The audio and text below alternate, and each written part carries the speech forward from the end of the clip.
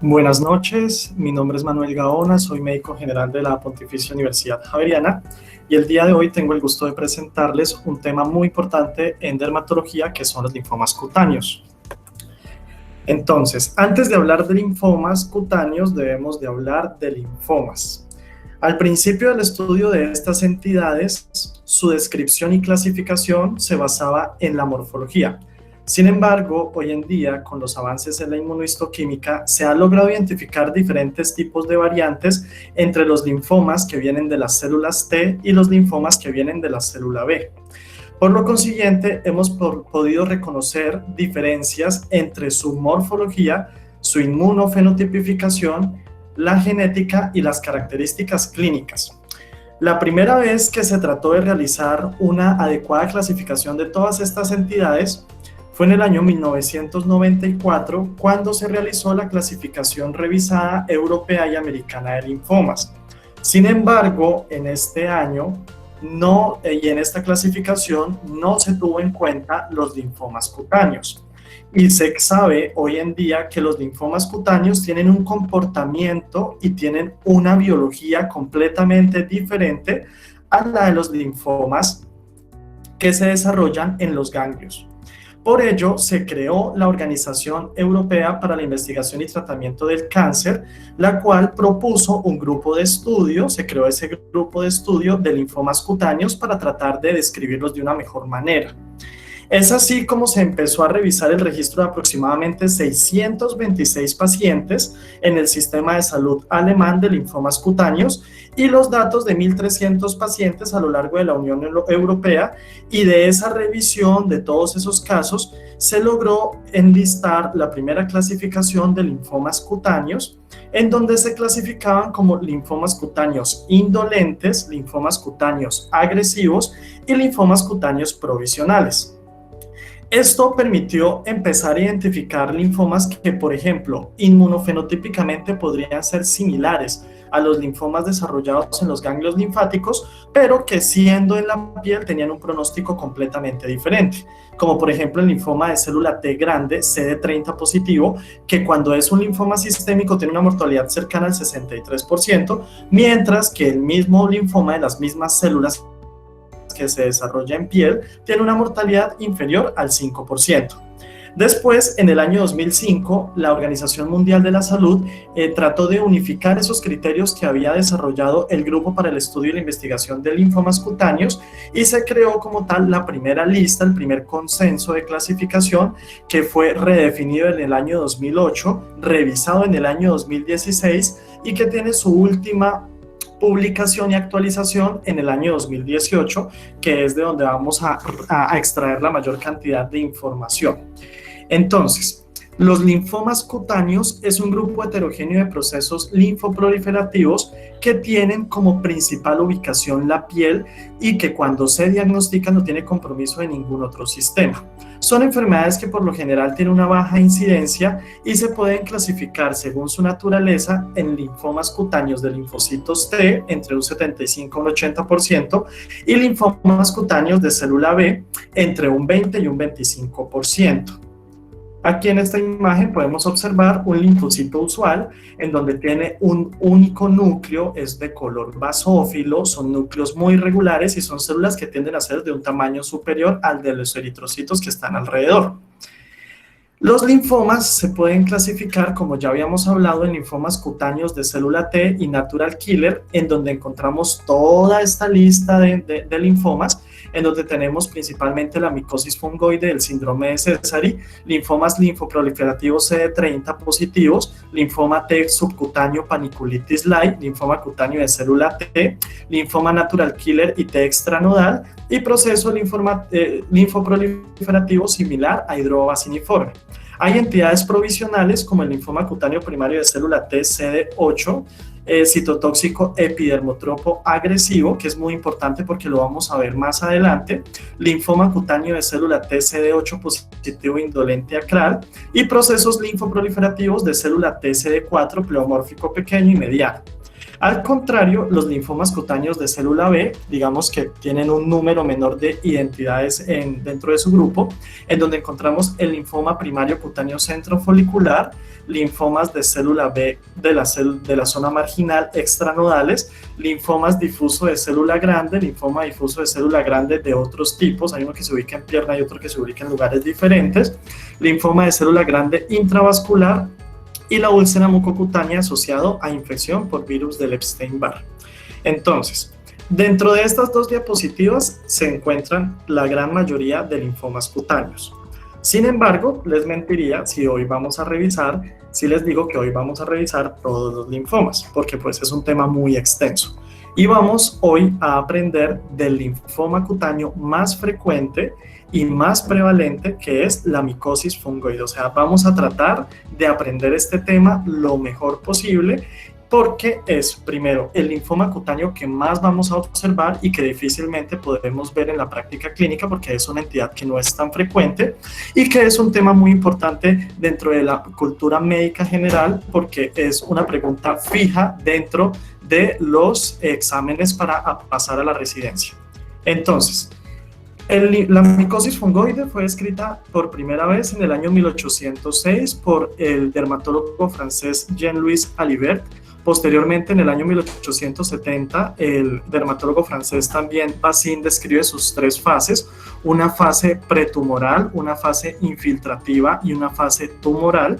En el año 1885, Vidal y Brock describen la micosis fungoide de Emblé, que es aquella micosis fungoide que no presentaba esas primeras tres fases que describió Bazin, sino que de entrada se veía con tumores y tenía tumores en su presentación clínica. Y por último, en el año 1892, Jalupio y Besnier describen la forma eritrodérmica. Dentro de la epidemiología de esta enfermedad se dice que tiene una incidencia anual de aproximadamente 5 a 6 casos por 1 millón de habitantes. Se reportan aproximadamente 1.000 casos nuevos al año en Estados Unidos y tiene un predominio por hombres caucásicos de 2 a 1. También se ha visto que predomina en las poblaciones que tienen fototipos oscuros, y los linfomas cutáneos primitivos, que son todo ese grupo de linfomas que vimos, tanto T como B, corresponden al 10% de los linfomas no Hodgkin extraganglionares, y los linfomas cutáneos epidermotropos corresponden al 50% de ese grupo de linfomas cutáneos primitivos. Mientras que la micosis fungoide, que es el linfoma del cual vamos a hablar hoy, es aproximadamente el 65% del total de linfomas cutáneos de célula T. Por eso es importante aprender de micosis fungoide. Tiene un curso que es impredecible, que vamos a profundizar un poquito más adelante cuando veamos las variantes de presentación. Dentro de la fisiopatología se habla que es una enfermedad multifactorial en la cual se encuentran alteraciones genéticas que son complejas y muy poco específicas. Esas alteraciones genéticas complejas nos van a llevar a una disregulación en los procesos que activan las células T. El linfocito T es el protagonista de esta enfermedad. Alteran los procesos de apoptosis, de remodelación de cromatina, de respuestas frente al daño del material genético y de regulación del ciclo celular. También se ven afectadas vías de señalización como la vía de STAT, la vía Notch1 y la vía de la beta-catenina. Dentro de las principales alteraciones genéticas que se han logrado identificar en esta enfermedad están las de lesiones, que son alteraciones que se encuentran principalmente en el brazo corto del cromosoma 1 y 17, el brazo largo del cromosoma 10 y en el cromosoma 19, y ganancias en el brazo grande del cromosoma 4 y 17 y ganancias también en el cromosoma 18. Se ha visto que hay una predisposición genética, sin embargo, ver presentaciones familiares de la enfermedad es excepcional, y se ha podido identificar en algunos estudios que existen algunas prevalencias de ciertos antígenos leucocitarios humanos, como por ejemplo en el Reino Unido el HLA-B8 y el HLA-AW19, y en los Estados Unidos una predisposición por aquellas personas que tienen el HLA-DR5. También dentro de las alteraciones genéticas podemos identificar mutaciones en el brazo corto del cromosoma 15 y 16, mutaciones en los genes que codifican para la síntesis de la proteína NAP3, el PTEN y el GP53, que es un gen que controla la proliferación celular. También se ha visto que hay una alteración en el fenotipo, donde hay una prevalencia y una expresión superior de linfocitos TH2, donde va a haber una expresión y una producción de citoquinas proinflamatorias como la interleuquina 10, el factor de crecimiento transformante beta y la interleuquina 2R, y eso me va a llevar también, digamos, a una alteración en el sistema inmune de los pacientes que presentan micosis fungoide, llevando a una predisposición de infecciones y de presentar otro tipo de malignidades. También hay alteraciones en los genes Fas ligando y en el factor de necrosis tumoral alfa, y alteraciones en el receptor de la vía JAK-STAT y en el factor de necrosis kappa beta. Dentro de la etiología, ya como para resumir, hablamos de que hay una proliferación monoclonal neoplásica de células T, de linfocitos T, y que esta proliferación monoclonal se debe diferenciar de las poblaciones monoclonales linfoides en procesos no neoplásicos, porque esa proliferación monoclonal la podemos tener en diferentes enfermedades sin necesidad de que sea un linfoma o una micosis fungoide. También se ha visto que puede haber una asociación fuerte con la estimulación antigénica crónica, como por ejemplo el contacto con sustancias irritantes como metales, plásticos, disolventes, cerámica, químicos que se encuentran en la agricultura y en la carpintería, o también relación con agentes infecciosos, como por ejemplo la infección por el virus linfotrópico humano 1 y 2, el virus del Epstein-Barr, el citomegalovirus, el virus herpes 6 y 7, el estafilococo aureus, la clamidia y la borrelia. Dentro de la etiopatogenia, pues digamos que, como ya hemos hablado, se han listado un gran número de factores que tratan de explicar por qué se da esta enfermedad. Sin embargo, digamos que hay un desconocimiento de los mecanismos moleculares específicos. Ya hablamos de la estimulación antigénica crónica, ya sea por irritantes o por agentes infecciosos. Hay una modificación de las vías de apoptosis, como por ejemplo la regulación del gen P53, y hay una secreción crónica de citoquinas proinflamatorias. Ahora vamos a hablar de la clínica de la enfermedad. Para hablar de la clínica de la enfermedad debemos entender de que no se presenta de una misma manera en todos los pacientes. Se han identificado 3 fases principales. La primera es la fase preinfiltrativa o fase de máculas y parches, en la cual vamos a identificar máculas eritematosas, irregulares y asimétricas que pueden tener diferentes coloraciones desde el rosado hasta el rojo. También podemos identificar parches que van a presentar una descamación sutil, que pueden presentar diferentes signos de atrofia y que en la luz pueden verse brillantes y suaves como si fuera un papel de cigarrillo, y tienen una predilección por el tronco, las extremidades, los senos y los pliegues. Se dice que en esta fase la enfermedad tiene una predisposición por las zonas que son doblemente protegidas, o sea, por ejemplo, la zona inguinal y los genitales y los pliegues axilares. Aquí en esta foto, por ejemplo, podemos identificar unas lesiones que pueden corresponder a parches que se ubican en los glúteos del paciente. Son parches de bordes irregulares, bien definidos, de una coloración rosada eritematosa muy sutil, que presenta una descamación en su superficie, que pueden ser confundidos con otras enfermedades que también presentan lesiones similares. En esta imagen también podemos observar lesiones similares a la anterior, pero ya en un miembro superior derecho de un paciente, en el cual podemos observar que hay diferentes tonalidades de rojo y rosado, que aquí, digamos, las lesiones no son tan bien circunscritas como en el caso anterior, y que también podría ser confundida con otra gran cantidad de enfermedades que pueden verse similares. No sé si, por ejemplo, alguien de los asistentes de la charla le gustaría decir qué pensaría si ve este tipo de lesión de primerazo, cuál sería su posible diagnóstico diferencial. ¿Alguien se anima? ¿Nadie?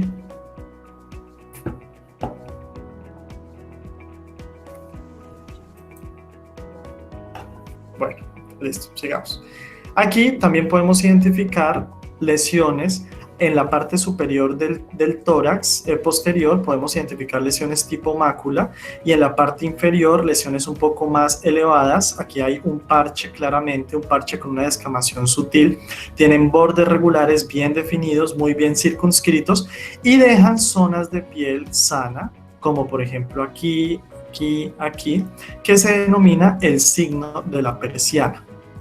Dentro de los diagnósticos diferenciales de esta fase preinfiltrativa tenemos la dermatitis de contacto alérgica, la dermatitis atópica, la psoriasis, la parasoriasis de pequeñas placas y reacciones adversas a medicamentos. También se puede identificar dentro de esta fase de presentación cambios de poiquilodermia. Para recordar, la poiquilodermia es cuando obtenemos cambios en la pigmentación, cambios de atrofia y telangiectasias. Entonces, se pueden ver focos de poiquilodermia en la totalidad de la lesión, que es cuando se denomina poiquilodermia atrófica vascular, y predomina en caderas, senos, glúteos y pliegues mayores. Puede ser confundida con la parasoriasis de grandes placas y, como hablábamos, se observa un grado de atrofia, telangiectasias y cambios pigmentarios. Los pacientes que presentan cambios de poiquilodermia en sus lesiones tienden a tener un mayor riesgo y un peor pronóstico.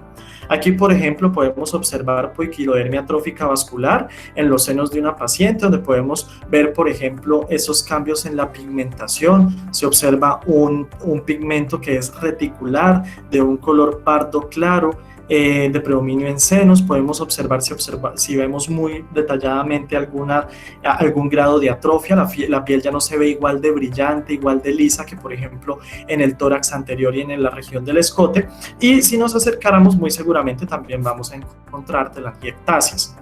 Luego de la fase preinfiltrativa viene la fase infiltrativa o pretumoral o la fase de placas. En esta fase vamos a observar placas eritematosas que pueden o no tener descamación, que tienen contornos geográficos bien definidos, a menudo son contornos que están estriados y dejan islotes de piel sana. Como hablábamos ya anteriormente, esta característica se denomina el signo de la persiana y se extiende de una manera progresiva.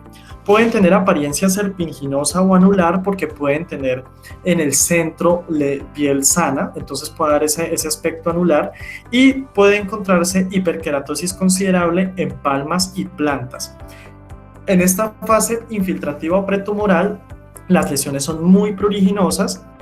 Y aquí vamos a observar, por ejemplo, cómo podemos observar en este miembro inferior derecho de este paciente unas placas que tienen bordes irregulares, que son muy bien definidos, bordes circunscritos, con una descamación superficial. Aquí, por ejemplo, en la rodilla se podría hablar que pareciera que fuera una descamación psoriasiforme, que nos podría hacer pensar en una psoriasis.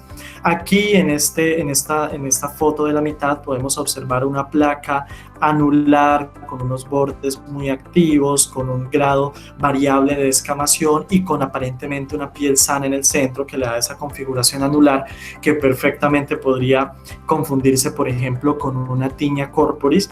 Y acá en este otro lado podemos observar una placa en donde ya no se ve tanta descamación y que es una placa también anular y que en el centro pareciera ya estar desarrollando una lesión de la siguiente fase de la enfermedad, que es la fase tumoral.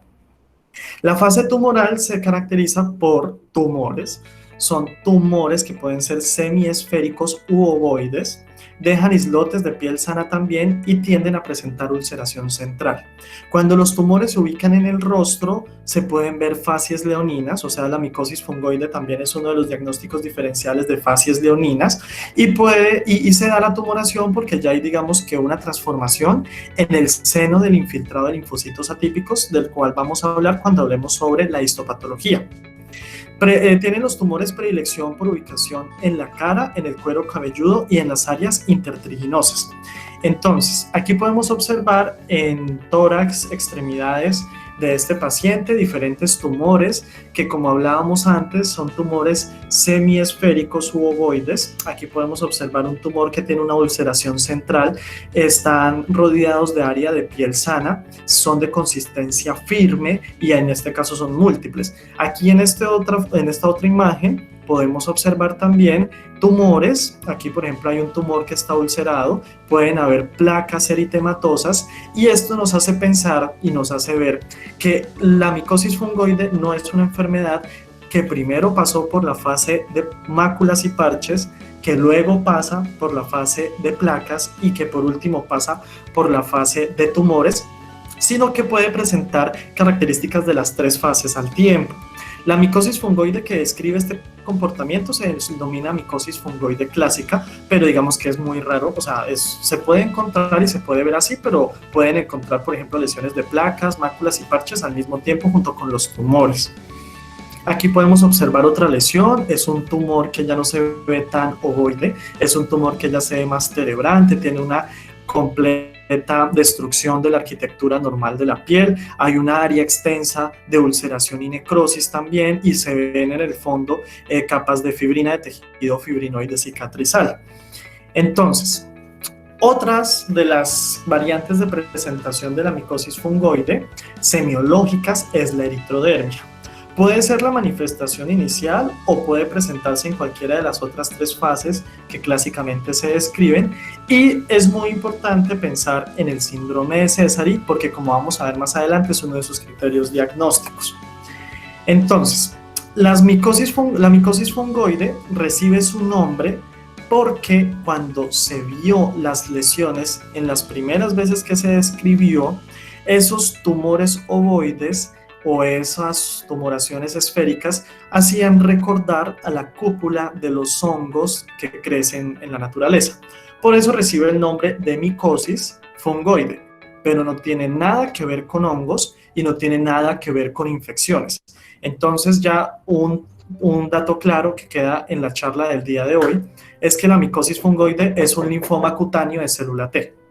Dentro de la micosis fungoide en niños y adolescentes, podemos observar diferentes cambios en la presentación, en donde hay un 0.5 o un 2.7% del total de los casos.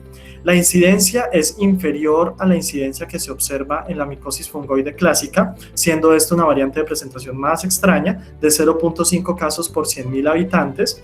El pico de presentaciones a los 22 meses de edad, predomina la variante de cambios con cambios pigmentarios, y se ve estadio principalmente el de parche y el de placa. La tasa de supervivencia es muy buena, siendo de 93 a 74% a los 5 años de seguimiento. Aquí podemos observar una micosis fungoide en estadio de parche en un niño, en donde observamos un parche eritematoso de bordes irregulares bien definidos, con diferentes tonalidades de rojo, y que tiene en el polo superior a un grado variable de descamación. Entonces, como hablábamos, en los niños, en los pacientes pediátricos, la micosis fungoide tiene a presentarse principalmente con cambios pigmentarios. Esa puede ser la micosis fungoide ya sea hipopigmentada, que puede ser confundida con enfermedades como el vitiligo, la pitiriasis versicolor, la dermatitis anular lichenoide y la hipopigmentación postinflamatoria. Es frecuente en niños y adolescentes y predomina en fototipos oscuros como el 4, el 5 y el 6. Las lesiones tienden a ser asintomáticas, no son tan pruriginosas como las lesiones que se ven en el estadio de placa y de tumor en los adultos. Y aquí podemos observar una foto en donde hay máculas hipopigmentadas, algunos parches hipopigmentados con descamación sutil asintomáticos en una extremidad inferior de una paciente de fototipo oscuro, que se puede confundir, como en esta otra foto, con una pitiriasis versicolor, por ejemplo, una tiña versicolor de variante hipopigmentada.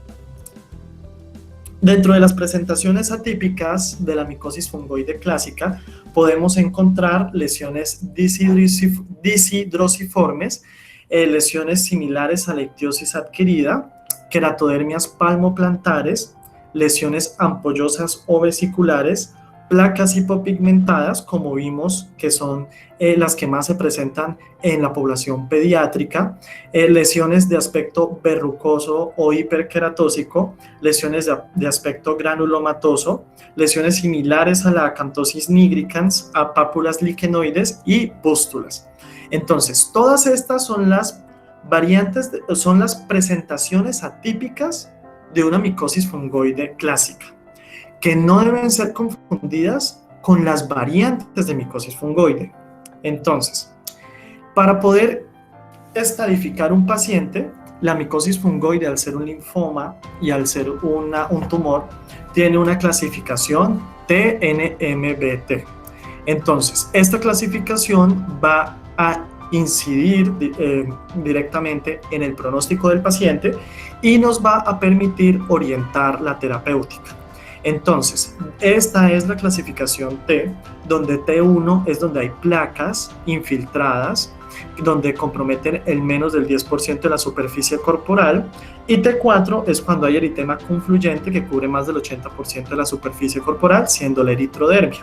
T3 es donde hay tumores únicos o múltiples de al menos 1 centímetro de diámetro, y T2 son placas o parches, pero que cubren no menos del 10, sino más del 10% de la superficie corporal.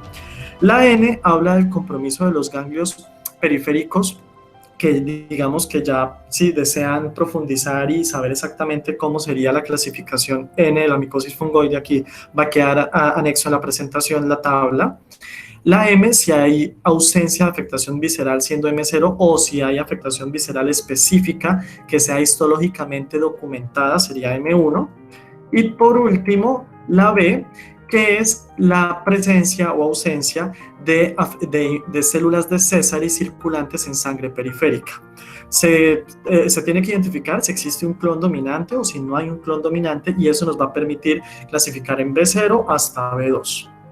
Aquí en este cuadrito, en esta tabla, se resume la estadificación de la micosis fungoide, empezando en un estadio 1A hasta un estadio 4B.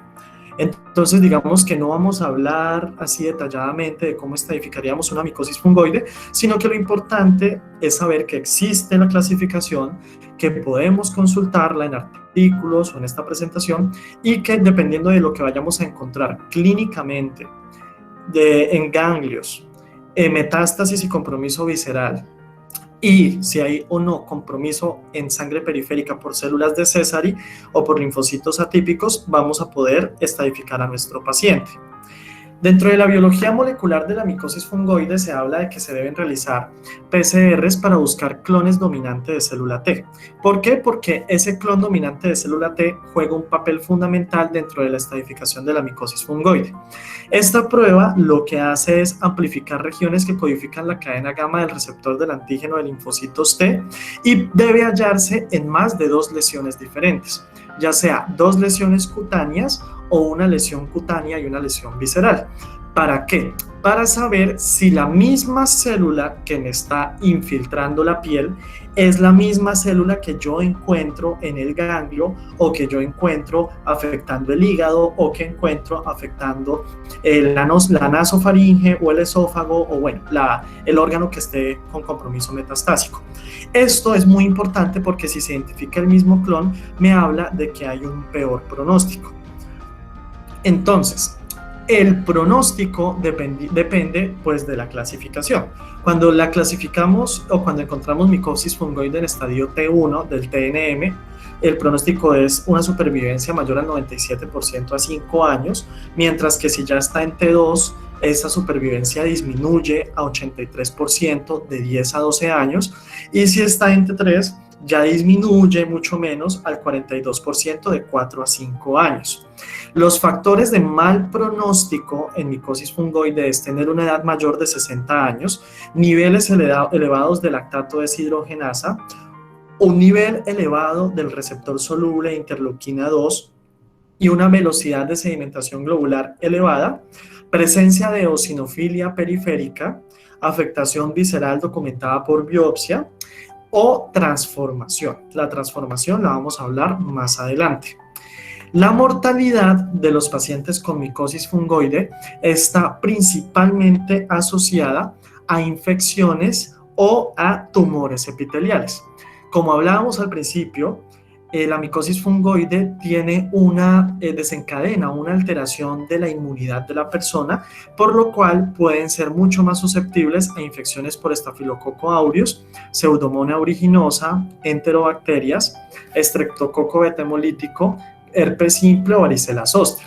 Mientras que también se ha descrito que estos pacientes tienen un riesgo aumentado de presentar tumores epiteliales de pulmón, de colon o linfomas no Hodgkin de célula B. Cuando hablamos de transformación en micosis fungoide, nos referimos a que hay un 25% de células blásticas de citoplasma grande y núcleo pleomórfico en el infiltrado del seno de las lesiones, o sea, en el centro de las lesiones.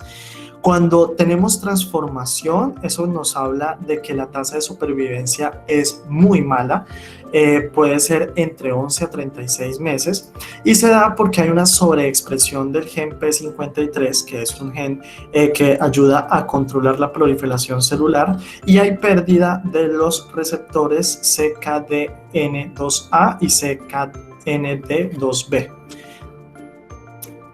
Para nosotros poder lograr un diagnóstico de micosis fungoide, debemos tener un examen físico claro, que ya como hablamos hay diferentes lesiones y diferentes morfologías dependiendo de la fase de la enfermedad, un estudio histopatológico compatible, y en el caso de la sospecha se deben realizar estudios complementarios como hemograma, plaquetas, función renal, renal y hepática y lactato deshidrogenasa, porque es un marcador de mal pronóstico. También se deben desarrollar estudios de imagen para tratar de buscar o identificar posibles compromisos metastásicos viscerales. El diagnóstico de micosis fungoide es un diagnóstico muy difícil de realizar. Es muy difícil que a la práctica clínica, en el primer encuentro con el dermatólogo, se realice el diagnóstico de micosis fungoide, y por lo general son pacientes que tienen un curso crónico de lesiones inflamatorias que son llevados a diferentes o a un gran número de biopsias que son vistos por hartos dermatólogos hasta que por fin en una biopsia salen los hallazgos típicos y clásicos de micosis fungoide. Entonces, por eso es muy importante nosotros poder tener en mente por allá en nuestro disco duro que esta es una enfermedad que tiene una variabilidad de presentación enorme y que es un reto diagnóstico para cualquier profesional de la salud. Ahora vamos a hablar, ya hablamos de la clínica, ya hablamos de la biología molecular, vamos a hablar de la histopatología, porque si algo nos ayuda a confirmar el diagnóstico de la micosis fungoide es el estudio histopatológico. Entonces, en las placas de lesiones de micosis fungoide vamos a encontrar linfocitos T maduros, vamos a encontrar epidermotropismo principalmente en los estadios de parche y placa, y vamos a observar células de Sézary, que son células que son basófilas, son células grandes, son linfocitos que están completamente transformados y que tienen un núcleo irregular que es lobulado y cerebriforme. Ahora, aquí en esta imagen podemos observar diferentes células de coloración basófila, son linfocitos que tienen, si podemos ver, por ejemplo, de acá, núcleos de diferente tamaño. Eso nos habla a que no es un infiltrado linfocítico que sea mononuclear, o sea que tenga un núcleo similar, sino que tiene unos núcleos de diferente tamaño y de diferentes coloraciones. Eso ya nos hace pensar en un proceso linfoproliferativo que puede ser de una etiología maligna. El epidermotropismo es un marcador histológico de micosis fungoide. Se relaciona con el estadio de la enfermedad y con el grado de diferenciación de los linfocitos. Y es diferente a exocitosis de linfocitos que puede observarse en diferentes procesos inflamatorios benignos. Se observa, por ejemplo, en el epidermotropismo una ausencia de la esponjiosis y la vesiculación, que al contrario sí acompaña a la exocitosis en procesos inflamatorios como por ejemplo los eczemas de contacto, y también podemos observar microabscesos de Potrier, que son acumulación de linfocitos en la epidermis. El epidermotropismo resulta de esa predilección de los linfocitos atípicos por la epidermis, por ir e invadir la epidermis. Vamos a hablar de epidermotropismo más adelante cuando observemos imágenes y podamos, digamos, entender cuando a mí me hablan de epidermotropismo qué debo tener en la mente.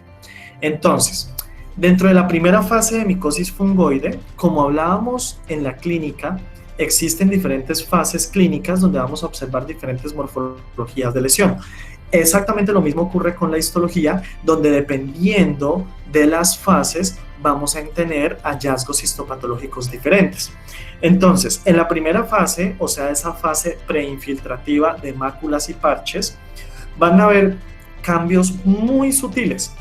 Puede haber requerimiento de múltiples biopsias para poder llegar al diagnóstico, y en la epidermis podemos encontrar hiperkeratosis moderada con parakeratosis focal, sin cambios, una epidermis que puede ser acantosis o acantósica o atrófica, y un infiltrado de células linfoides atípicas irregulares con un halo claro con empalizada a lo largo de la membrana basal. O sea que las células linfoides atípicas van a tratar de penetrar y van a tratar de infiltrar la membrana basal que separa la epidermis de la dermis. Podemos encontrar también una degeneración celular basaloide hidrópica. Podemos encontrar en dermis un infiltrado linfohistiocitario perivascular en dermis papilar, y podemos encontrar también eosinófilos y células plasmáticas. O sea, no únicamente va a haber un infiltrado de linfocitos, sino también puede haber un infiltrado de otras células del sistema inmunológico, como son los eosinófilos y las células plasmáticas. También es común encontrar cambios pigmentarios, porque debido a que hay una destrucción de la membrana basal por esas células que están tratando de infiltrar en la epidermis, el pigmento que se encuentra en la epidermis cae a la dermis, y eso también nos va a ayudar a ver, por ejemplo, esos cambios pigmentarios que pueden encontrarse en diferentes lesiones de micosis fungoide. Aquí, por ejemplo, podemos observar en la dermis superficial un infiltrado de células linfocíticas que es muy irregular, que están tratando de subir hacia la epidermis. Hay una parakeratosis, o sea, un engrosamiento del estrato córneo de células que son desprovistas de núcleos. Hay un engrosamiento de la epidermis, a lo cual se denomina acantosis, y hay un infiltrado linfohistiocitario en dermis papilar y en dermis perivascular. Aquí, si somos un poco más observadores, podemos encontrar algunas células linfocíticas atravesando la unión dermoepidérmica. Podemos ver, por ejemplo, aquí en la membrana basal los queratinocitos madre, pero hay algunas células que son de unas características diferentes, que son esos linfocitos que están tratando de atravesar la epidermis y de atravesar la membrana basal y de atravesar la epidermis, a lo cual se denomina epidermotropismo. Aquí podemos observar un infiltrado linfohistiocitario perivascular en dermis papilar, en donde podemos observar que hay diferentes cambios en las tonalidades del núcleo, y diferentes formas del núcleo, que me habla de un proceso maligno. Y aquí podemos encontrar ese engrosamiento de la epidermis, esa acantosis psoriasiforme, que recibe ese nombre porque pareciera que fuera la acantosis que se observa en la psoriasis. Hay linfocitos atípicos en la unión dermoepidérmica, un infiltrado linfohistiocitario en dermis papilar y perivascular. Y por último, esta imagen que es muy importante, que ojalá nunca se les vaya a olvidar para los que les gusta la dermatología o desean ser dermatólogos, que es el epidermotropismo, en donde podemos observar cómo aquí en la unión dermoepidérmica hay un montón de células tratando de atravesar esa unión y de llegar a la epidermis.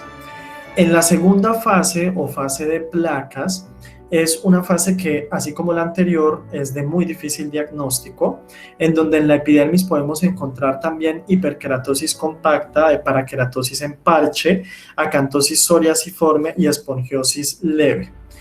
En el infiltrado de la segunda fase, o la fase de placas, encontramos un intenso infiltrado de células atípicas mononucleares con algún grado de epidermotropismo. Hay polimorfismo, eso quiere decir que hay también eosinófilos, linfocitos diferentes a linfocitos T y plasmocitos. Y en la dermis observamos un infiltrado que puede ser papilar o liquenoide. Aquí, por ejemplo, a comparación de las imágenes que veíamos en las placas de histospatología correspondiente a la primera fase, observamos que el infiltrado que hay en dermis papilar es muchísimo más denso. Parece que hubiera aquí una banda, eso recibe el nombre de una banda liquenoide de linfocitos tratando de infiltrar la dermis más superficial. Y también podemos observar el mismo epidermotropismo de la primera fase en la unión dermoepidérmica y en la epidermis. Este es un microabsceso de Potrier que son nada más y nada menos que linfocitos acumulados y juntos en la epidermis que recibe ese nombre, el microabsceso de Potrier, que pueden encontrarse del 17 al 37% de las placas de micosis fungoide en estadio en la segunda fase o en el estadio pretumoral. En el estadio de placa con poiquilodermia vamos a encontrar cambios similares, pero pues vamos a ver adicionalmente a eso que ya hemos hablado, una epidermis atrófica con una degeneración hidrópica de la membrana basal, un proceso de cicatrización superficial e incontinencia pigmentaria y telangiectasias, que son, como hablábamos al principio de la charla, poiquilodermia es atrofia, cambios pigmentarios y telangiectasias. Entonces eso también, eso que vemos en la clínica, también lo vamos a observar en la histopatología, como por ejemplo aquí, en donde podemos observar que la epidermis de esta placa no es tan gruesa como las epidermis que vimos en las placas anteriores, está muchísimo más delgada y hay una alteración de la composición del colágeno de esa dermis superficial que me va a dar ese aspecto atrófico y que me va a dar esa pérdida de un adecuado sostén de la epidermis. También podemos observar cierto grado de fibrosis, aquí por ejemplo en dermis superficial y profunda. La poiquilodermia atrófica vascular o esas lesiones que son completamente poiquilodérmicas de micosis fungoide van a caracterizarse por degeneración vacuolar de la membrana basal y eso significa que en la membrana basal, o sea, en la parte más profunda de la epidermis, se van a ver esos cambios como esa formación de esos cuerpos blanquitos o de vacuolas y esa pérdida de la celularidad que se encuentra ahí. Ya por último, el estadio de tumor, que ya sería la tercera fase de la enfermedad, se caracteriza porque en epidermis el epidermotropismo es sutil o puede estar ausente. ¿Eso qué significa? Que a medida que avanzan las fases de la enfermedad, el epidermotropismo va perdiéndose. Eso está relacionado con el grado de diferenciación de los linfocitos. ¿Eso qué quiere decir? Que mi linfocito, entre más atípico y más transformado sea, menos capacidad tiene de invadir la epidermis. Y en dermis, en el estadio de tumor, vamos a encontrar un infiltrado denso que va a formar nódulos o también puede ser un infiltrado denso completamente difuso de células atípicas. Pueden observarse mitosis porque la tasa de reproducción de las células que están en estadio tumoral es mucho más alta, puede comprometer la hipodermis, puede adoptar un aspecto granulomatoso y puede también tener depósitos de mucina. Aquí, por ejemplo, podemos ver ese cambio de cómo en las primeras placas de la primera y la segunda fase, el infiltrado era predominantemente en epidermis y en dermis superficial o papilar. Aquí, por el contrario, hay un infiltrado denso y difuso de células atípicas en la porción más profunda de la epidermis o en dermis reticular. Aquí podemos observar, si nos acercamos un poco más, cómo ese infiltrado compromete las fibras de colágeno que se encuentran en la dermis reticular y alteran su adecuada composición. Y si nos acercamos muchísimo más, vamos a observar que esos linfocitos son cada vez más extraños y son cada vez más diferentes. Y aquí, en esta segunda imagen, pueden observar una mitosis, que es algo que cuando se logra ver al microscopio es una imagen que uno nunca olvida y se puede ver cómo se están separando los núcleos de esta célula y ya después se genera la división celular como tal. Como en los tumores las células tienen esa tasa de reproducción tan alta, se puede observar las mitosis al microscopio. Así como para hacer una síntesis y para hacer un resumen de los hallazgos histopatológicos más frecuentes y más importantes en micosis fungoide, encontramos de que el epidermotropismo lineal es un hallazgo característico de las primeras fases de la enfermedad, de que los linfocitos epidérmicos y los linfocitos atípicos que están infiltrando van a tener esa característica que son células cerebriformes por la alteración que hay en su núcleo. Se ve un núcleo que es multilobulado, es un núcleo que parece el cerebro de una persona, que el epidermotropismo es desproporcionado y ese epidermotropismo es variable dependiendo de la fase de la enfermedad, de que del 17 al 37% de los pacientes pueden presentar microabscesos de Potrier, y de que hay linfocitos epidérmicos más grandes que los linfocitos dérmicos. ¿Eso qué quiere decir? No todos los linfocitos que se encuentran en los infiltrados de la micosis fungoide corresponden a linfocitos atípicos, porque como hablábamos al principio, esas células pueden estar acompañadas o de eosinófilos o de plasmocitos o de otros linfocitos. Entonces, los linfocitos que tienden a penetrar la epidermis y que tienden a generar ese epidermotropismo son linfocitos que son más grandes porque son células más transformadas y más atípicas. Las alteraciones de las haces de colágeno en la dermis reticular se asocian a un infiltrado liquenoide, o sea, a un infiltrado en esa dermis superficial. Se encuentran, como ya hablamos, linfocitos atípicos, y en los estadios de tumor de la enfermedad avanzada puede observarse cierto grado de actividad mitótica. Dentro de la inmunohistoquímica es súper importante llevarse para la casa de que como la micosis fungoide es un linfoma cutáneo de células T, eso quiere decir que todos los linfocitos de la micosis fungoide son células CD4 positivo, al contrario que si fueran linfocitos B, porque los linfocitos B son células CD20 positivo. Entonces, todos los linfocitos atípicos, como son células T, son CD4 positivo.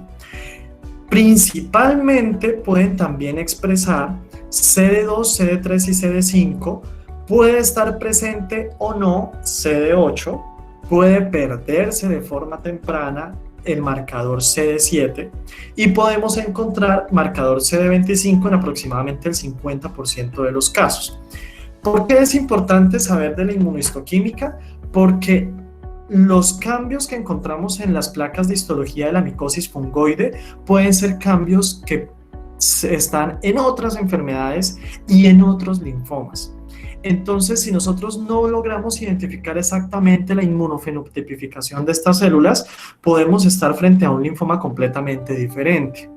Hay marcadores de inmunohistoquímica que nos permiten identificar si las células que están invadiendo la epidermis y la piel son células que son nativas de la piel, o sea, son linfomas cutáneos primitivos, o si por el contrario son células que están haciendo metástasis en piel, porque en la piel, como en cualquier otro órgano, se pueden dar metástasis de linfomas.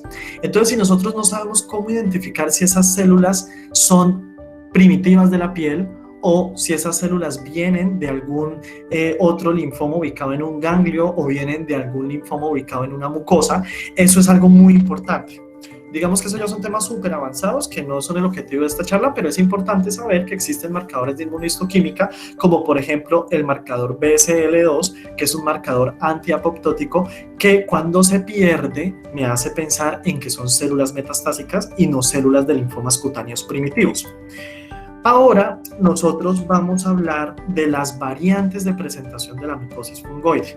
Hablamos de que la micosis fungoide clásica puede tener presentaciones atípicas como verrucosas, ampollosas, ictiosiformes, similar a la acanthosis nigricans, pero existen variantes de presentación de micosis fungoide. ¿Por qué? Porque se ha observado que tienen un comportamiento biológico diferente, porque tienen unas características muy específicas, tanto clínica como histopatológicamente, y porque tienen también pronósticos distintos. Entonces, la primera variante de presentación que vamos a ver es la folículotropa o la anexotropa. Es la variante más frecuente de micosis fungoide, se encuentra en aproximadamente el 5 al 10% del total de los casos de micosis fungoide y se da porque los linfocitos atípicos tienen una predilección y tienen un tropismo especial por el epitelio del folículo pilosebáceo y pueden asociarse a una degeneración mucinosa y a mucinosis folicular. Por eso aquí está la imagen de ese folículo piloso, porque el folículo tropa inmediatamente nos acordamos de que está invadiendo los folículos. La supervivencia en estos casos a 10 años es del 82% aproximadamente, que es menor de la micosis fungoide clásica, que es del 91% a 10 años. Entonces se dice que esta variante de presentación tiene un peor pronóstico que la micosis fungoide clásica. La ubicación de la micosis fungoide folículo-tropa o anexotropa es predominantemente en cara, cuero cabelludo y tronco. Aquí encontramos una diferencia a la micosis fungoide clásica, porque nosotros hablábamos que la micosis fungoide clásica tiene esa predilección por esas zonas doblemente protegidas, mientras que aquí observamos lesiones frecuentemente en cara y cuero cabelludo. En la clínica vamos a encontrar pápulas foliculares que pueden estar agrupadas. También podemos encontrar quistes o comedones. Como hay una infiltración del folículo piloso, se puede ver comprometida la integridad del tallo piloso, entonces podemos ver áreas de alopecia o lesiones pseudotumorales. También pueden encontrarse placas acneiformes, porque como hay ese acúmulo de células en el folículo piloso, pueden haber lesiones similares a los comedones, o placas espinulósicas, que son plaquitas en donde a través de la apertura folicular se van a ver unos pelitos y unos vellitos que pueden ser confundidos con otra patología. Aquí en esta imagen podemos observar esas pápulas de asentación folicular, unas pápulas eritematosas que están agrupadas formando una gran lesión de placa, que la verdad son muy sutiles y pueden ser confundidas con un montón de otras patologías en piel. Aquí observamos, a comparación de la anterior, una placa que es completamente eritematosa y es infiltrada, que muy seguramente si nosotros la tocamos y la palpamos tiene una consistencia dura, se siente que es mucho más gruesa esa piel que la piel de alrededor. Y debemos hablar de que la variante folículo-tropa o anexotropa tiene dos subgrupos. Un grupo que es superficial, que tiene un componente neoplásico poco prominente y que tiene un mejor pronóstico, o una variante profunda que tiene un comportamiento un poco más agresivo. Dentro de la micosis fungoide variante folículo-tropa se ha observado otra variante, que es la variante siringotropa, que es una variante que única y exclusivamente afecta las glándulas sudoríparas ecrinas. Entonces hay una afectación exclusiva de las glándulas sudoríparas ecrinas. En la clínica pueden haber placas infiltradas que pueden ser hiperpigmentadas. Como se dañan las glándulas que producen el sudor, entonces estas lesiones pueden ser anhidróticas, a menudo también pueden perder los tallos pilosos y pueden ser alopécicas, y puede ser aislada o puede estar asociada a micosis fungoide clásica. Dentro de la histopatología de esta variante, de la variante folículo-tropa, otra vez volvemos a la variante folículo-tropa, observamos un infiltrado del epitelio del folículo por linfocitos atípicos, una colección de mucopolisacáridos ácidos, una hiperplasia basaloide folicular, una inflamación granulomatosa y unos eosinófilos perifoliculares. Entonces, aquí en esta placa podemos ver cómo el infiltrado ya no se encuentra completamente difuso o no se encuentra predominantemente en dermis papilar ubicado en banda liquenoide ni en dermis reticular profunda, sino que ese infiltrado está rodeando los folículos pilosos. Entonces aquí, por ejemplo, podemos observar un folículo completamente rodeado de infiltrado, otro folículo completamente rodeado de infiltrado y así sucesivamente. Se puede observar, como nombramos al principio de esta variante, mucinosis folicular, y la mucinosis folicular con una atención especial en dermatopatología que se llama Alcian Blue se ve azulita. Esas mucinosis foliculares, digamos que es un tema un poco controversial, porque algunos autores dicen que la mucinosis folicular son estadios iniciales de micosis fungoide folículo-tropa, mientras que otras personas dicen que no. Digamos que no se ha llegado a un acuerdo, o personalmente no sé si exista un acuerdo, pero es importante saber que en la variante de micosis fungoide folículo-tropa se puede observar mucinosis folicular. Ahora vamos a pasar con la segunda variable de presentación, que es la reticulosis palletoide. Es una variante que se caracteriza por tener lesiones localizadas de predominio en miembros inferiores. Entonces, aquí viene un tema súper importante. Antiguamente existían dos formas, dos epónimos de enumerar y de denominar, a esta variante. La Worringer-Kolov o variante localizada y la de Ketron-Gutmann o variable diseminada. La de Worringer-Kolov es la que en la actualidad se denomina reticulosis palletoide porque es una variante localizada, o sea, son lesiones únicas o muy escasas, predominantemente en miembros inferiores. La de Ketron-Gutmann no se, digamos que ya no se utiliza porque esta variante diseminada podría confundirse o podría tener unas características clínicas e histopatológicas muy similares al linfoma cutáneo de célula T primario agresivo epidermotrópico CD8 positivo, que como hablábamos al principio por allá, es uno de los linfomas cutáneos de célula T diferentes a micosis fungoide y que tiene un comportamiento completamente diferente al de la reticulosis palletoide. Entonces, en las características clínicas de esta variante, se observa una o varias placas que son eritematoescamosas, que pueden tener o no infiltración, que pueden ser hiperqueratóxicas o verrucosas y de configuración arciforme. En la histopatología del linfoma palletoide o reticulosis palletoide se observa un infiltrado linfocítico atípico con un intenso epidermotropismo que es CD3, CD4 positivo, CD8 puede estar negativo y con frecuencia se observa CD30 positivo. Es una variante que es de muy buen pronóstico, es indolente y tiene una evolución súper lenta. El tratamiento, como es muy localizada la presentación, se puede realizar con tratamientos locales con radioterapia, con corticosteroides tópicos o con quimioterapia. Y aquí podemos observar una imagen en donde observamos en miembro inferior derecho de este paciente, comprometiendo desde el tercio medio de la pierna hasta el dorso del pie una placa eritematosa brillante, es como eritematoparda, que se siente que está infiltrada. Seguramente si la tocamos es una placa que está dura, que tiene cierto grado de escamación en la superficie y que tiene unos bordes regulares muy bien circunscritos.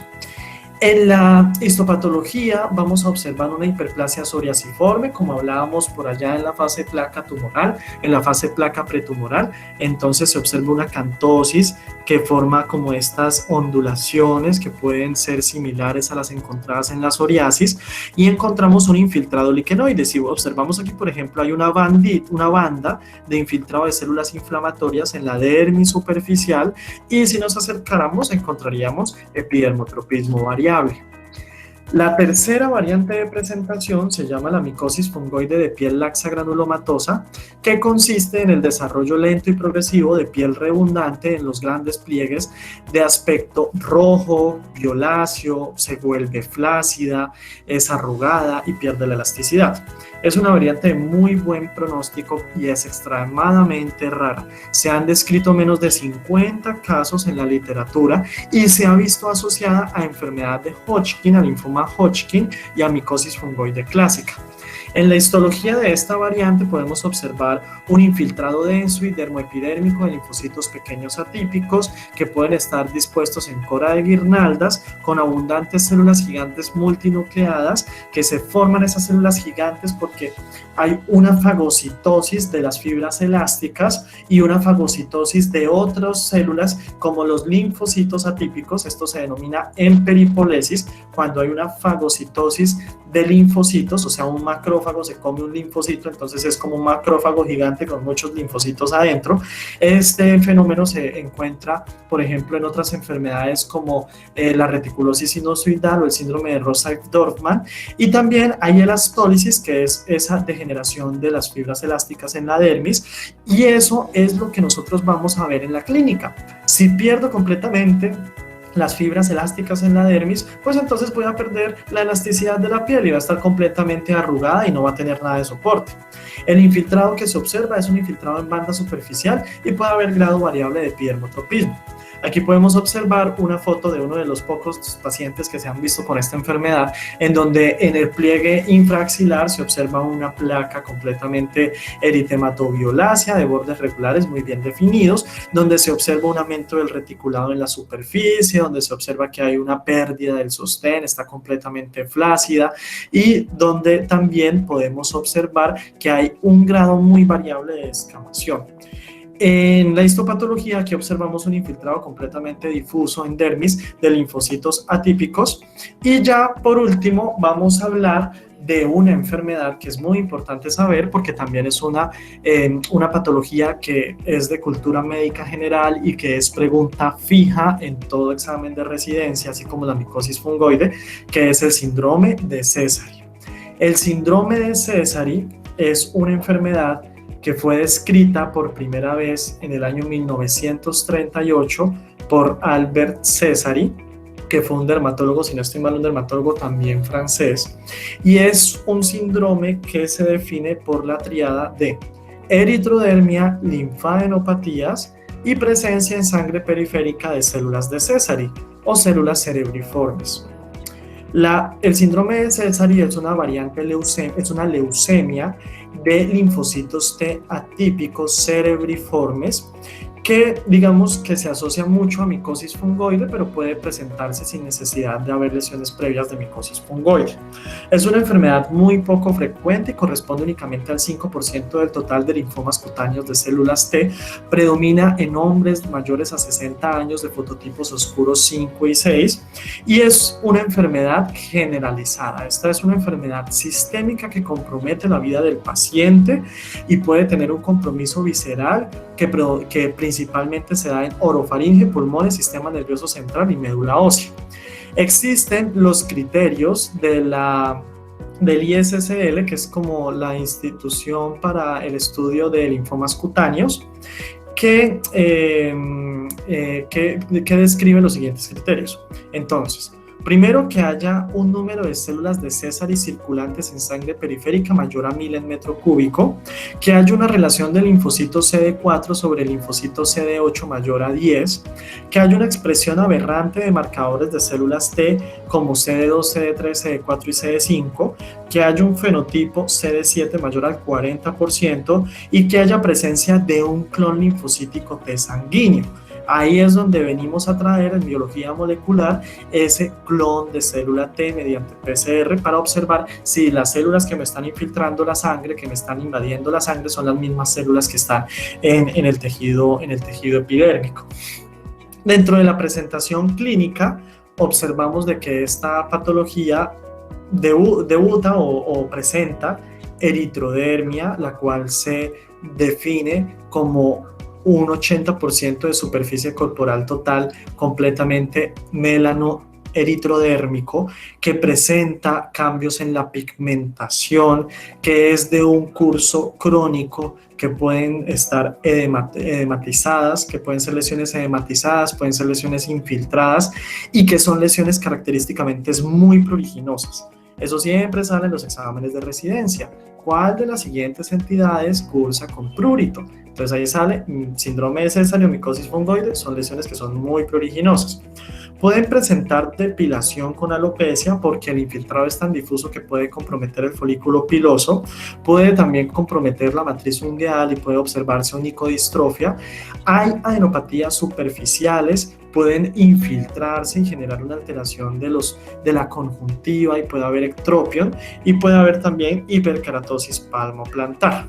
Aquí en este paciente podemos observar cómo hay una alopecia universal, cómo el paciente se ve completamente rojo, como si todo el paciente fuera una placa eritematosa, hay un grado variable de descamación, la piel se ve súper brillante y edematosa.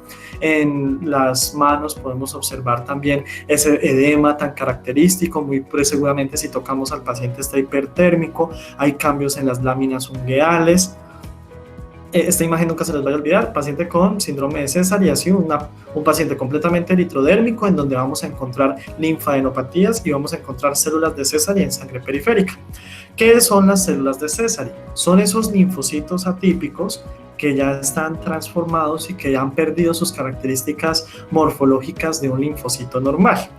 Esas células de Sézary, según su tamaño, se pueden clasificar en células de Sézary pequeñas o células de Lutzner, cuando miden de 8 a 11 micrómetros, células de Sézary medianas, cuando miden de 11 a 14 micrómetros, y células de Sézary grandes, cuando miden más de 14 micrómetros.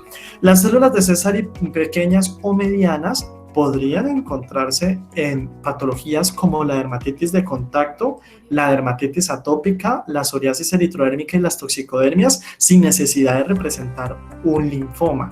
Mientras que las células de Sézary grandes, que son aquellas que miden más de 14 micrómetros, son células que sí o sí me hablan de que hay un proceso linfoproliferativo.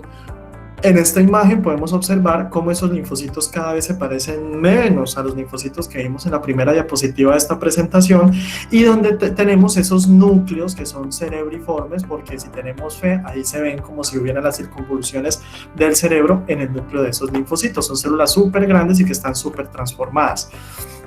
Las células de Sézary, por ejemplo, aquí en esta placa podemos observarlas en un extendido de sangre periférica, en donde vemos claramente que son células completamente anormales, y el pronóstico de este síndrome depende de si hay o no, del grado de compromiso de afectación ganglionar, del recuento de células de Sézary en sangre periférica. Entre más células de Sézary hayan, pues peor pronóstico va a tener nuestro paciente.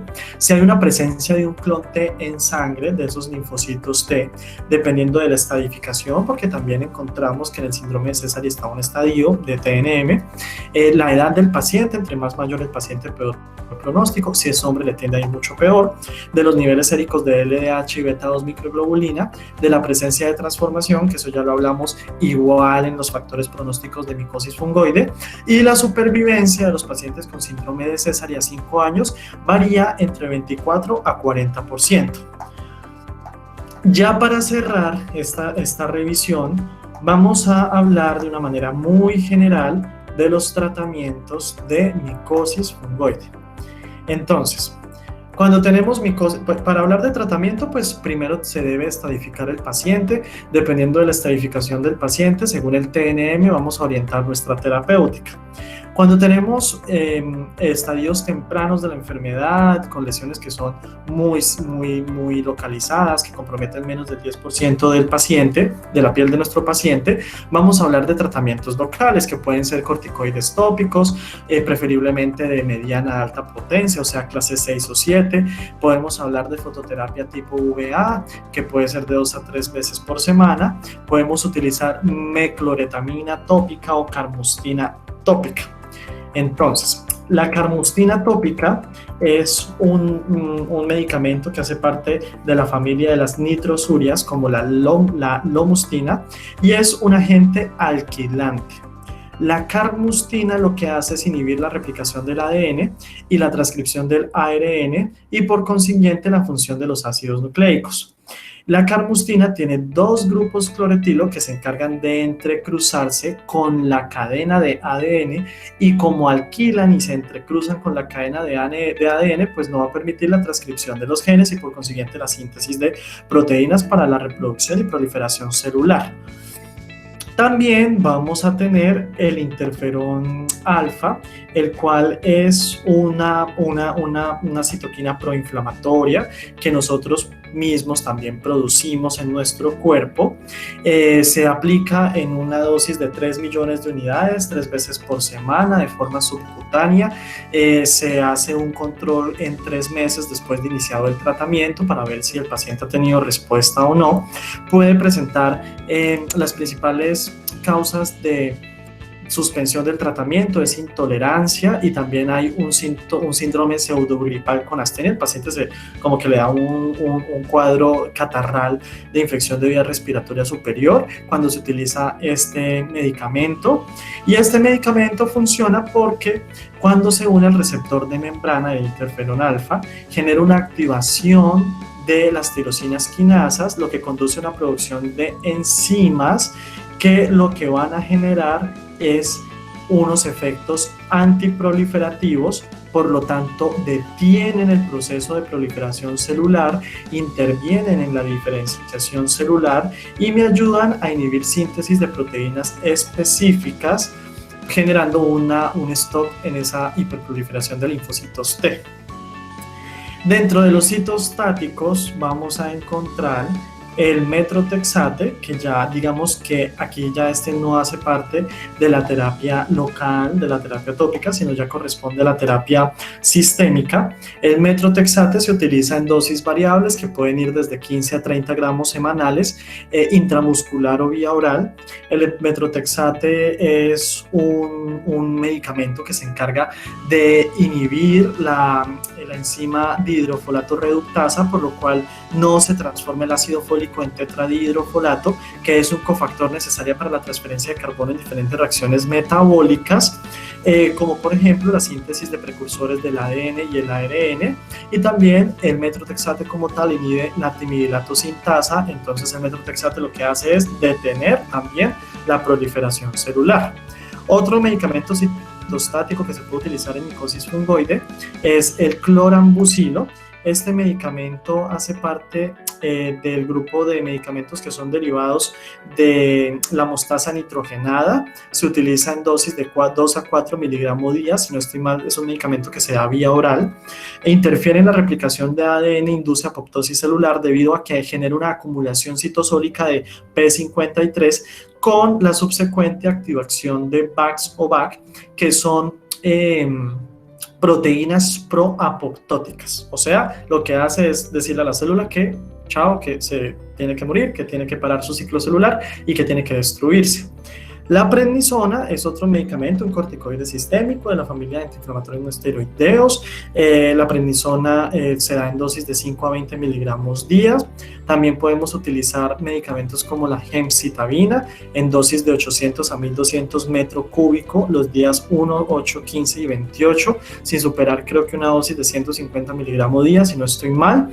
La gemcitabina hace parte de un grupo de antibióticos que son las antraciclinas, y la gemcitabina, lo que sucede con este medicamento es que ingresan a la célula tumoral, los linfocitos tumorales la metabolizan y ese metabolismo de la gemcitabina por quinasas nucleares ocasionan nucleósidos difosfato y trifosfato que inhiben la enzima ribonucleótido reductasa, generando que no se genere la síntesis de ADN. Adicionalmente, esos difosfato y trifosfatos, esos nucleósidos de difosfato y trifosfato, van y se pegan al material genético que nosotros ya tenemos, y las enzimas que se encargan como de eliminar esa basura del material genético son incapaces de quitarla, y como se pegan al material genético también por otro lado me van a generar una detención en la replicación genética.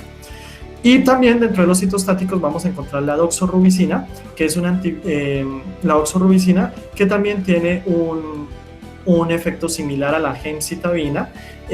Va a generar un impedimento de la replicación del ADN porque va a pegarse al ADN y va a inhibir o va a detener el paso de la topoisomerasa 2, que es la encargada de formar la doble cadena después de que se parte en dos la cadena de ADN. Entonces la doxorubicina se pega ahí y detiene la topoisomerasa 2, entonces por eso es un agente citostático. La doxorubicina se da en dosis de 20 miligramos metro cuadrado cada 15 días. Entonces, todos estos son medicamentos que hacen parte de la terapia sistémica para micosis fungoide. También tenemos el bexaroteno, que es un agonista sintético de los retinoides, se da en una dosis de 300 miligramos metro cuadrado día. Es un medicamento de segunda línea, tiene una respuesta aproximada del 24%. La duración de tratamiento con este medicamento es de 3 a 17 meses para obtener una respuesta aproximada del 60%. Y como efectos secundarios principales está la hipertrigliceridemia y el hipotiroidismo. El bexaroteno, como la mayoría de retinoides, lo que hacen es activar los receptores de retinoides, en este caso son el receptor X retinoide, y va a generar una transcripción, una transcripción de diferentes vías de señalización que van a encargarse de controlar y regular procesos de diferenciación y proliferación celular y apoptosis. También tenemos dentro de la terapia de la micosis fungoide la fotoquimioterapia extracorpórea, que se basa en tres pasos. El primero es extraer por aféresis células mononucleares autólogas, o sea, linfocitos T del mismo paciente. Esas células van a ser llevadas a incubadora, en donde se les va a inyectar un material que se llama 8-metoxipsoraleno, que es un material fotosensible. Ese 8-metoxipsoraleno se va a ingresar en esas células, en esos linfocitos T que tenemos incubando, y posteriormente eso vuelve y se inyecta en el paciente, se reinyecta en el paciente, y el paciente es llevado a la fototerapia. Entonces, ese metoxipsoraleno que está adentro de esos linfocitos T va a ser sensible a la radiación UVA, y va a generar una destrucción de las células. Entonces, estos procesos se relacionan con maduraciones de células dendríticas tolerógenas y proliferación de linfocitos T reguladores. Se puede realizar en 2 sesiones por mes, que pueden ser 2 días consecutivos o 1 día cada 2 semanas. La duración del tratamiento es de 6 meses, con un control en 3 meses para ver cuál ha sido el resultado, y es una de las terapias que se pueden contemplar en terapia sistémica. También se puede utilizar radioterapia, ya sea única o asociada a tratamiento sistémico. La radioterapia se realiza con electrones corporales, con electrones en la superficie corporal total. Se irradia la superficie del conjunto de revestimiento cutáneo, tratando de atacar esas células, de esas células linfoides atípicas que están infiltrando la piel. Sin embargo, de la mayoría de tratamientos es uno de los que mayor tiene porcentaje de recaída. También existe un medicamento que es súper interesante, que se llama la toxina de fusión de denileucina Difitox dirigida a interleuquina 2, que básicamente es un medicamento que fusiona una toxina de la difteria con una secuencia larga de interleuquina 2. Este medicamento se utiliza específicamente en micosis fungoide porque va a tener digamos, un ataque directo en aquellas células que expresan el receptor de interleuquina 2. Entonces atacan la célula, inhiben síntesis de proteína y llevan a muerte celular. Es súper importante que este medicamento se utilice en pacientes que tienen una expresión del receptor CD25 positivo en la inmunistoquímica, porque de lo contrario no tiene como mayores efectos. La respuesta es aproximadamente del 30% y se puede utilizar en una duración promedio de 7 meses para lograr una remisión de la enfermedad. También dentro del tratamiento de micosis fungoide tenemos los anticuerpos monoclonales. Dentro de ellos tenemos el alemtuzumab, que es un anticuerpo monoclonal dirigido contra la inmunoglobulina G1 humanizado contra CD52, y también tenemos un anticuerpo monoclonal fusionado, que es el brentuximab vedotina, que básicamente es un anticuerpo monoclonal dirigido contra CD30 unido de forma covalente al agente antimicrotúbulos de monometil-auristatina E.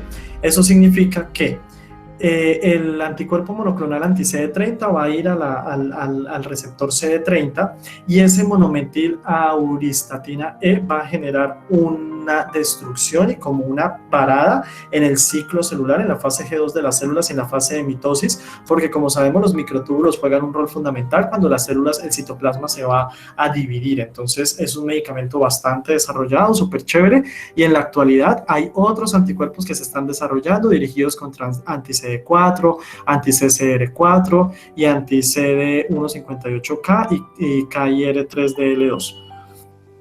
También tenemos medicamentos inhibidores de la desacetilasa, como por ejemplo el borinostat. Estos son medicamentos que se van a encargar de inhibir la enzima convertidora de acetilasa. Básicamente lo que van a generar en nuestro paciente es una inhibición de esa enzima, que juega un rol fundamental a la hora de la síntesis de material genético. La sobreexpresión y participación aberrante de esta enzima se ha asociado a la proliferación de linfomas cutáneos. Es un medicamento que se utiliza muchísimo. También observamos en esta familia el belinostat y la romidepsina, y es una de las terapias también que podemos encontrar dentro de las terapias sistémicas y las alternativas sistémicas. Estos medicamentos básicamente básicamente lo que van a generar es que no se va a generar una adecuada condensación de la cromatina, porque la cromatina se divide para poderse replicar, entonces se desenreda, y cuando tiene que volver a enredarse, ahí juega un rol fundamental esta enzima, la HDAC. Entonces, como inhibe esa enzima, la enzima no logra volverla a enrollar y el material genético queda desenredado, por decirlo así, para que suene un poco burdo, pero para que se entienda, queda desenrollado y por lo tanto no vuelve a ser funcional. También tenemos la lenalidomida, que es un medicamento derivado de la talidomida. Es un medicamento encargado que se utiliza muchísimo en síndromes mieloproliferativos y en mieloma múltiple. Se usa bastante en el síndrome de Sézary. La lenalidomida juega un rol fundamental porque tiene propiedades inmunomoduladoras, antiangiogénicas y antineoplásicas, inhibe secreción de citoquinas proinflamatorias y factor de estimulante de colonias de macrófagos granulocíticos. Adicionalmente, también interfiere en diferentes proteínas de adhesión que ayudan a los linfocitos atípicos a penetrar diferentes órganos. También tenemos inhibidores del proteosoma, como por ejemplo es el caso del bortezomib. Es un medicamento que se utiliza mucho en el mieloma múltiple. Aquí tenemos una imagen de un cráneo en sal y pimienta, que es característico de los pacientes que presentan mieloma múltiple por esas lesiones osteolíticas. El bortezomib básicamente se utiliza en linfomas T cutáneos que han presentado recaída y que no han tenido una adecuada respuesta a terapias sistémicas previas. Tiene una acción sinérgica con el borinostat, que es un inhibidor de la diacetilasa. Se realizó un estudio que ya va en fase 2 con 15 pacientes, en los cuales se obtuvo una respuesta del 67% global, 17% de remisiones completas a la semana 7 y 14 de utilizar este medicamento, el bortezomib. Y por último, como ya último recurso en el tratamiento de micosis fungoide, de síndrome de Sézary, está el trasplante de médula, principalmente el trasplante de células madre hematopoyéticas halogénicos no mieloablativas, que se ha observado un 58% de remisión completa. Se utiliza, digamos que el riesgo de esta terapia es que los pacientes pueden presentar alto riesgo de infecciones por la terapia de preparación inmunomoduladora que se le da para que no vaya a rechazar el trasplante, o posteriormente pueden tener síndrome de enfermedad ingentro-corta-Huésped agudo o crónico, que tiene tasas de mortalidad cercanas al 40%. Tiene un efecto antitumoral inducido por el injerto de médula ósea, que se saca del mismo paciente para tratar de generar como una remodelación de estas células hematopoyéticas que están generando linfocitos aberrantes. Entonces, ya como para hacer una síntesis, un resumen de las estrategias terapéuticas, tenemos que en el estadio 1A a 2A, la primera línea de elección son los tratamientos locales, ya sean corticoides, carmostina o fototerapia local. La segunda línea es interferón, que puede asociarse a fototerapia UVA o a bexaroteno. También, si el interferón no me funciona con esas opciones, podemos recurrir al metrotexate, y por último a la radioterapia, que puede ser asociada a la carmostina o no.